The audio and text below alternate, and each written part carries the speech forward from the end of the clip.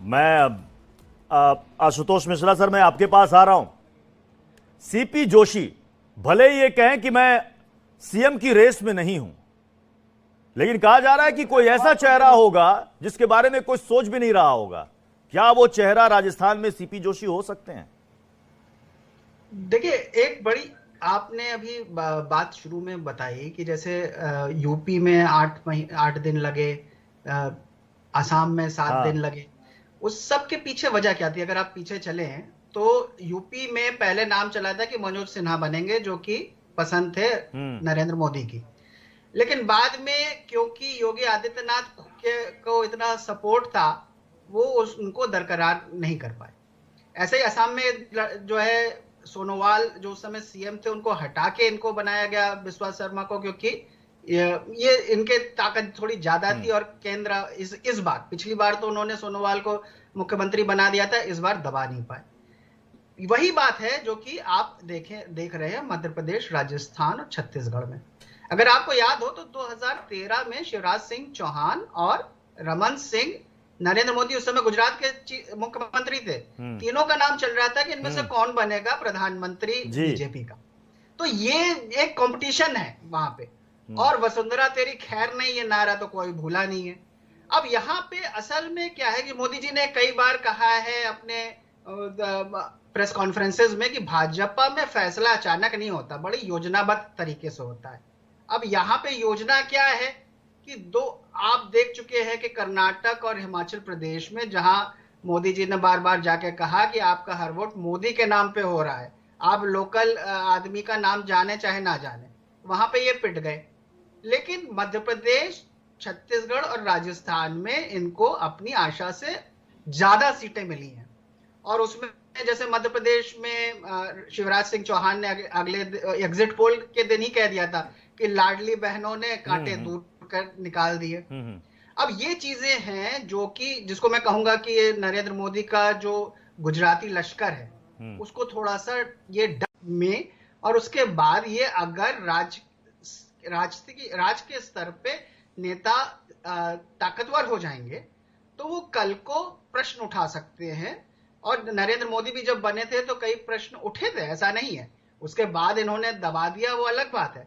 वही डर इनको आज भी सता रहा है, इसीलिए इनको पसंद होगा कि मनोहर लाल खट्टर ऐसा कोई आदमी हो या कोई ऐसा व्यक्ति जिनको इन्होंने भेजा हो, जिनको ये कंट्रोल कर सके। और ये आंतरिक कलह जो फोटोज दिखा रहे थे उसमें आपने एक नाम मध्य प्रदेश से आप भूल जाते हैं, वो थे जो ज्योतिरादित्य सिंधिया।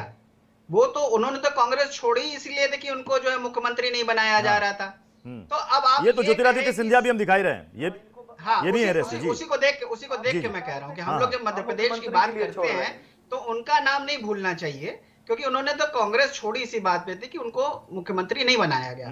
और ये 2024 को लेके ही सारी चीजें ध्यान में रखी जा रही हैं। आप समीक्षा करने के पहले कुछ तर्क तो दीजिए, बिना आधार के, बिना तर्क के कुछ भी कह देना कैसा लग रहा है? लोग हंस रहे हैं आपके ऊपर। नीचे से जड़ खोद दे वहां पे रह के। और ये इनको ध्यान रखने के लिए बहुत जरूरी है, क्योंकि 2024 में जैसे कि आप भी कह रहे हैं, सभी कह रहे हैं कि मुख्य फेस तो नरेंद्र मोदी होंगे, इसमें कोई दो राय नहीं है। तो उस समय और इनको ये ध्यान में रखना है कि नीचे जो आदमी हमारे राजनीतिक एसएस सिंह जी बीच में इंटरप्ट मत कीजिए, एक सेकंड। एसएस सिंह जी पहले इनको बात अपनी पूरी कर लेने दीजिए, फिर आप बोलिए। लगते हैं काउंटर क्वेश्चन आप कर सकते हैं कि ये बेचारे कितने परेशान हैं। ये इतने परेशान है कि ये चाहते ही नहीं कि जनता दूसरे की भी कोई मत सुने। ये भाजपा का जो है, इनका जो है दिखाता है, ये बेचारे परेशान है, इनकी समझ में नहीं आ रहा है कि भाई हम जीत कैसे गए। और ये इसीलिए जो इनको इसीलिए ये चाहते हैं कि जब इनकी हाँ में हाँ मिलाने वाले लोग बैठे, अब ये दूसरे को बोलने देंगे नहीं, क्योंकि इनको अटकाना भटकाना लटकाना है।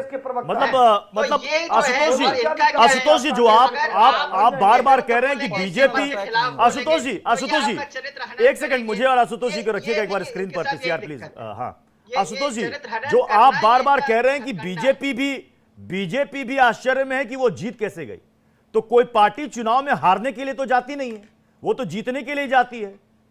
नंबर कितना उसने गेन किया वो अलग बात है। क्या मैंडेट मिला, प्रचंड बहुमत मिला या क्या मिला, ये तो जनता पर डिपेंड करता है। तो बीजेपी तो हारने के लिए गई नहीं थी, जीतने के लिए गई थी, ये बात तो क्लियर है। आप कह रहे हैं बीजेपी खुद आश्चर्य में है कि वो जीत कैसे गई, ये समझ में नहीं आ रहा है। देखिए, इसमें जो है बड़ा स्पष्ट है। अगर आप चाहे ओपिनियन पोल देखें, एग्जिट पोल देखें, जैसे मैंने कहा कि पहले दिन जो है एग्जिट पोल पे क्या बोले शिवराज सिंह चौहान कि हमारी लाडली बहना जो इन्होंने स्कीम चलाई थी उसकी वजह से बीजेपी को अपने एक्सपेक्टेशन से ज्यादा सीटें मिली। ये बात बड़ी स्पष्ट है और यही चीज जो है इनकी समझ में नहीं, इनकी दिक्कतें बढ़ा रही है। क्योंकि अब जो राज्य स्तर पे नेता है वो कह रहे हैं कि भाई ठीक है, मोदी की गारंटी अपनी जगह है, लेकिन हमने जो काम किया है, हमारा जो है योगदान है, उसका आपको आदर करना पड़ेगा। आप ये नहीं कह सकते कि हम जो है व्यर्थ थे भाजपा के जीत में, हमारा योगदान उनसे अगर दो नंबर पे भी है, आप एमपी में आपका आकलन क्या है आशुतोष जी, कौन हो सकता है सीएम चेहरा? देखिए, अगर जो है ये कहेंगे कि जो है भाजपा की सरकार के परफॉर्मेंस पे जीते हैं तो शिवराज सिंह चौहान होना चाहिए, लेकिन जो जितनी देर हो रही है उससे बहुत स्पष्ट है कि शिवराज सिंह चौहान के अलावा और नामों को आगे बढ़ाया जा रहा है। जैसे आप बार बार कह रहे हैं ओबीसी चेहरा, तो ये इसलिए भी जरूरी है। ये आप चाहे जितना भी इसको कहें कि जो है कास्ट सेंसस मैटर नहीं करता, लेकिन ये एक गर्म मुद्दा है और इसको भाजपा भी ध्यान में रखेगी। इसीलिए आपको याद हो कि पहले जब नरेंद्र मोदी आए थे तो वो कभी नहीं बताते थे कि उनके अपनी क्या जात है। फिर एक दिन उन्होंने भी कह दिया कि मैं साहब ईबीसी हूं और तेली हूं। तो ये जाति जो है एक मुद्दा। अब तो आशुतोष जी ऐसा है कि भारतीय राजनीति में हर कोई दम ठोक करके अपनी जाति बताता है।